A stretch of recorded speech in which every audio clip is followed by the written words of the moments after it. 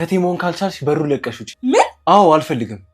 እኔ እናትና አባትሽን አከብራለሁ። ስላመኑኝ ነው አይደል እዚህ እንድኖር ያደረጉኝ። ስለዚህ ልጃቸው ማባለግ አልፈልግም። ጋሼ ይህን ወረቀት እዛ ቆሻሻ መጣያ ውስጥ ነበር ያገኘሁት። እንግሊዝኛ ስለሆነ የሚጠቅም ነገር ካለ ብዬ ነው።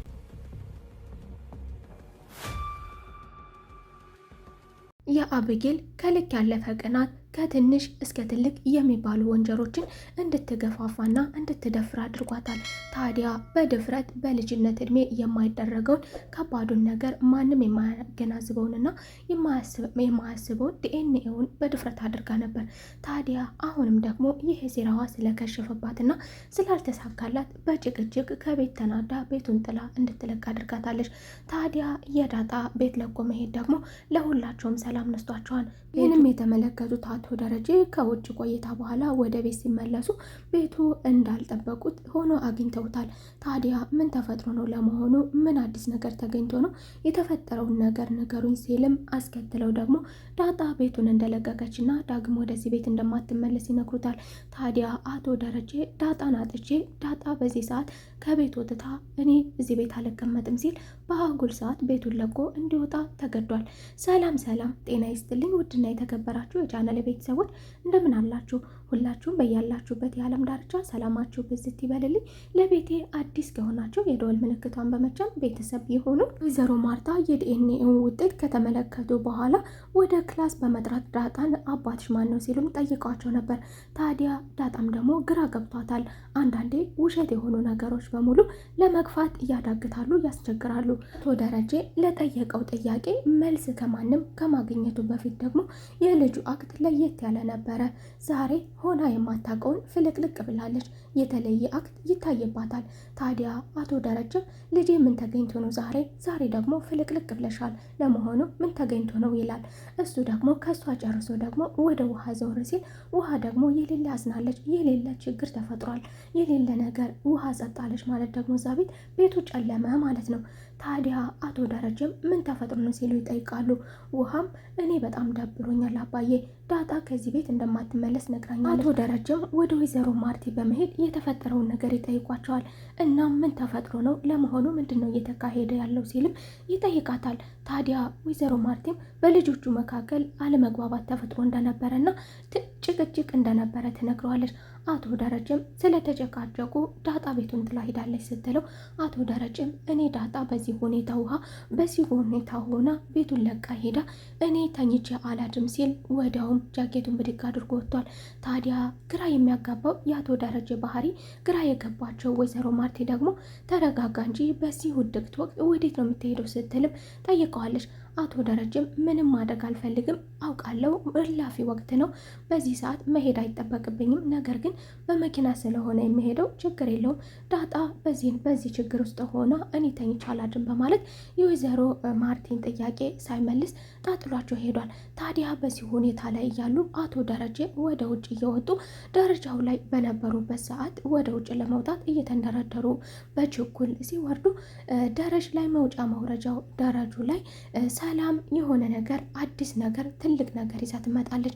ያ ወይዘሮ ማርቲን ያስጨነቃቸው ያስደነገጣቸው ልጃቸው በደፋሯ እጅ የተሰራው ዲኤንኤው ውጤት ወረቀቱን አግኝተው ሰላም ሳጸዳ አግኝቼዋለሁ፣ በእንግሊዝኛ የተጻፈ ነው፣ ምናልባት ደግሞ ለስራ የምትጠቀሙበት ወረቀት ከሆነ እኔ ስለማላውቅ በማለት ወይዘሪት እንግዲህ አስረክበዋለች ለአቶ ደረጀ። አቶ ደረጀም ይህ ወረቀት ከባድ ነገር እያዘለ መሆኑን በመጠራጠር ወረቀቱን ተቀብሏታል። በሌላ በኩል ደግሞ አስገራሚው ባህሪ ናታንም ጸጥ ረጭ ብሏል። ውሃም ጸጥ ረጭ ብላለች። እንዲሁ ደግሞ ሰላምዬ ወደ ናታን ክላስ በመሄድ ዛሬ ምን ሆነች ነው ይላታል። አክቷ የተለየ ነው፣ ከወትሮ በተለየ መልኩ ቆዝማለች። አስከትላም ደግሞ አስገራሚና አስደንጋጭ ነገር ናታንዬ ቤቱን ልለቅ ነው ስትልም ናታን እናስደንግጠዋለች። ናታንም ጥያቄ ሆኖበታል። ከዚህ በፊት እሄዳለሁ ብለው እንደነበረ እናውቃለን። አስከትላም ደግሞ ዳጣ ከዛ ቤት ከገባችበት ሰዓት ጀምሮ ደግሞ ከዛ ቤት መውጣት እንደማትፈልግ ከዚህ በኋላ መውጣት አልፈልግም ስትል ለናታን እንዳሳወቀችው እናውቃለን። ዛሬ ደግሞ ናታንን ያስደነገጠው ነገር ታዲያ የሰላም ቤቱን ለቅቄ እሄዳለሁ ማለት ግራ አጋብቶት ነበር። እሱም ደግሞ ስልኩን አንስቶ ልደውልላት ወይስ አልደውልላት፣ መደወሉም ከብዶታል። አለመደወሉም ደግሞ ሴት ልጅ ናት፣ በዚህ ሰዓት ውጭ ላይ ሆና ምን ተፈጥሮ ይሆን ምን ሆነች ነው በማለት መጠየቅ ይኖርብኛል በማለት ፈራ ተባ በማለት ደውሎላታል። ዳጣንም ምን ተፈጥሮ ነው፣ ለምን ወጣሽ፣ ለምን አልሄድሽ፣ ለምን አትመለሽም፣ ምን ሆነች ነው ሲልም ይጠይቃታል። ዳጣም ትንሽ መረጋጋት አለብኝ ብላለች። የወጣችበትን ምክንያት እሱም በደንብ አድርጎ ያውቃል። ከማንም ሳይረዳ የልጅቷ የአቤጌል ባህሪ ከሱ ጋር ዳጣ ቤቱን ለቃ እንደወጣች በደስታ እየፈነጠዘች ነበር ወደ ናታን ክፍል የሄደችው።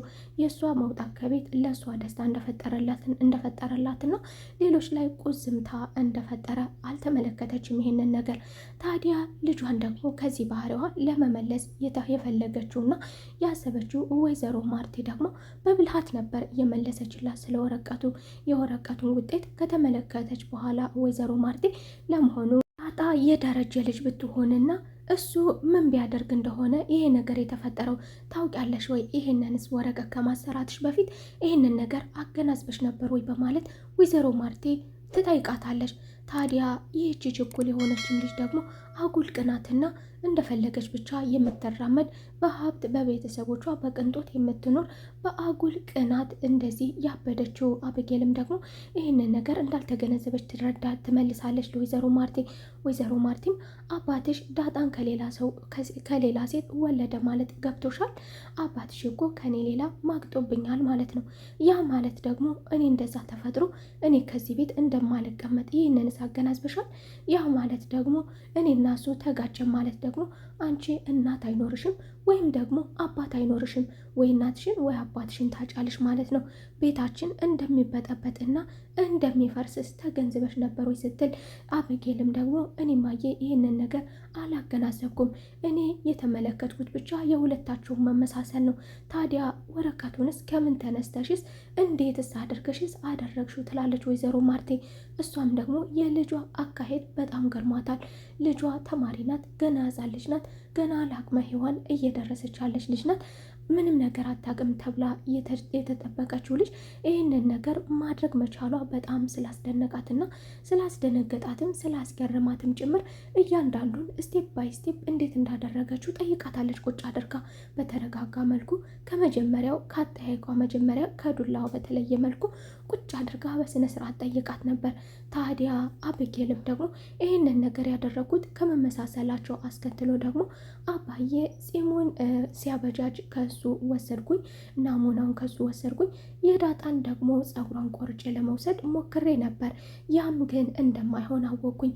መጀመሪያ ከጠየኩኝ በኋላ የተቆረጠ ጸጉር ሳይሆን የተነቀለ ጸጉር ነው የሚያስፈልገው ሲሉም እንደገና ዳጣን ጸጉሯን አበጥራ እስከምጨርስ ከጠበቅኩ በኋላ በማለት እንግዲህ የዳጣን ጸጉር እንዴት አድርጋ ከማበጠሪያው እንደወሰደች ለወይዘሮ ማርቲ ትናገራለች።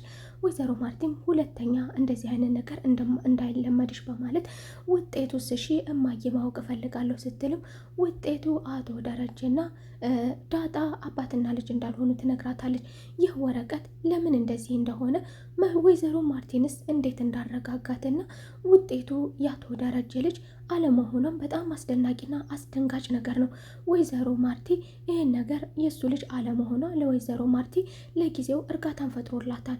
ነገር ግን ደግሞ ይሄ ነገር አልሆነም ማለት ደግሞ ለአቶ ደረጀ ትልቅ መቃወስን ይፈጥርበታል። በፍጹም ሊሆን አይችልም፣ ዳጣ ልጄ ናት ብሎ ተቀብሏል። ፍጹም ልዩነት የሌለበት መመሳሰል ይታይባቸዋል። አምኖ ተቀብሏል። እሷም አባቴ ነው ብላ ተቀብላለች።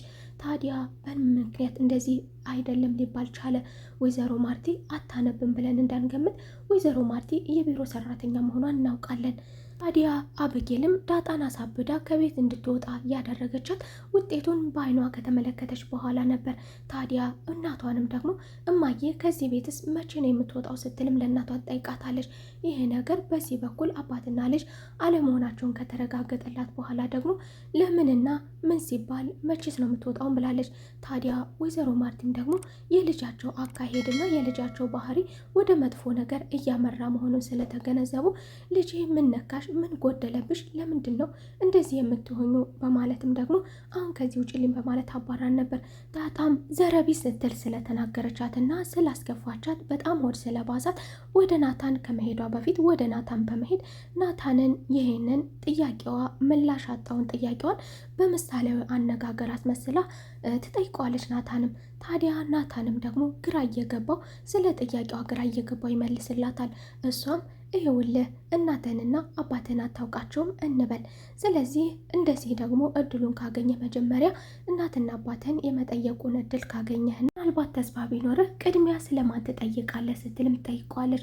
እሱም ግራ እየገባው በመጀመሪያ ስለ እናቴ ጠይቃለሁ፣ ምክንያቱም እናቴን ካገኘው በኋላ እናቴ ስለ አባቴ በደንብ አድርጋ ስለምታውቅ እኔ ለጠየሽን ጥያቄ በመጀመሪያ ስለ እናቴ ጠይቃለሁ። ከዚያ ደግሞ እናቴ ስለሱ በደንብ አድርጋ ስለምታውቅ አባቴን የማግኘት እድሉ ቀላል ሊሆን ይችላል በማለት እሱ እንግዲህ የራሱን ምላሽ በዚህ መልኩ መልሶላታል። እሷም ደግሞ አስከትላ እንዴ አባትስ እሺ አባቴንስ ባገኘውና አባትስ እሺ እናትን ሊያስገኝ አይችልም እንዴ? ስለ እናትስ ሊጠቁም አይችልም እንዴ? በማለት ደግሞ በዚህ በኩል ጠይቀዋለች። እሱም ደግሞ ግን አልገባኝም፣ አንቺ የጠየቅሽኝን እንግዲህ እኔ የተገነዘብኩትንና የእኔ ሀሳብ ሊሆን የሚችለውን እና የኔ ምርጫ ሊሆን የሚችለውን ይሄ ነው የነገርኩሽ። ግን አንድ ያልገባኝ ነገር ቢኖር ከምን ተነስተሽ እንደዚህ ልጠይቅኝ ትችላለሽ? እንዲሁም ደግሞ ይሄ ጥያቄና ይህ አጠያየቅሽ የሆነ ከህይወት ያልተመለሰልሽ መጠየቅ የምትፈልጊው ከባድ ነገር በህይወትሽ ውስጥ ያዘልሽ ትመስያለሽ ይላል። እሷም ደግሞ በትርፍ ሰዓትህ ትጠነቁላለህ እንዲህ በማለት ትክክል እንደተናገረ በመናገር ተበሳጭታ እንግዲህ ጥላው ሄዳለች። በተበሳጨችበት ነገር በዛው ተበሳጭታ ወጥታ ሄዳለች። ቻውም አላለችም ዳጣ፣ ሁላቸውንም ጥላቸው ወጥታለች። ሰላምንም ቻው አላለቻትም። ታዲያ በመንገድ ላይ እየሄደች ውሃን እና ጓደኛዋን በመጠበቅ ጓደኛዋ ጋር ውሃን ተሰናብታቸዋለች። እኔ ከዚህ በኋላ ወደዚህ ቤት አልመጣም፣ እናንተን ግን እዚህ አካባቢ እየመጣሁ አገኛችኋለሁ። የሚከፋሽ ከሆነ ደግሞ የሚከፋችሁ ከሆነ ደግሞ በትምህርት ቤት የሚያስከፋችሁ ጓደኛ ካለ ደግሞ አለሁላችሁ በማለት ኩራት እንዲሰማቸው እኔ ማኮራችሁ እህታችሁ ነኝ በየትኛውም ሰዓትና ጊዜ አለው ስትልም ተሰናብታችኋለች። ታዲያ ከዚህ ሰዓት ጀምራ ነበረ ረብሻ የጀመረችው። ወደ ቤት ከተመለሰችበት ጊዜ ጀምሮ እህል አልበላም አልጠጣም ብላለች። ቤተሰቡን ብጥብጥ አድርጋችኋለች። እናቷም ግራ ግብት ብሏታል። ታዲያ ልጄ ነገ እንድትመጣ አድርጋታለሁ፣ ለዛሬ ቤሊም ብላ ብትለምናትም እምቢ ብላለች። ሰላምም የቻለችውን ሁሉ ሞክራለች። ሰላምም እንደቆዘማትና ስትሄድም እንዳልተሰናበተቻት ለናታን በመናገር እንግዲህ ቤታቸው ጨለማ ሆኖባቸዋል። አቶ ደረጀም እሷን አጥቼ ማደር አልፈልግም በማለት በአጉል ወቅት ተነስቶ ዳጣን ፍለጋ ሄዷል። የዛሬው ክፍል ይህንን ይመስል ነበር። በቀጣይ ተመልሰን እስከምንገናኝ መልካም ቆይታ። ለቤቴ አዲስ ከሆናችሁ የደወል ምልክቷን በመጫን ቤተሰብ ይሁኑ።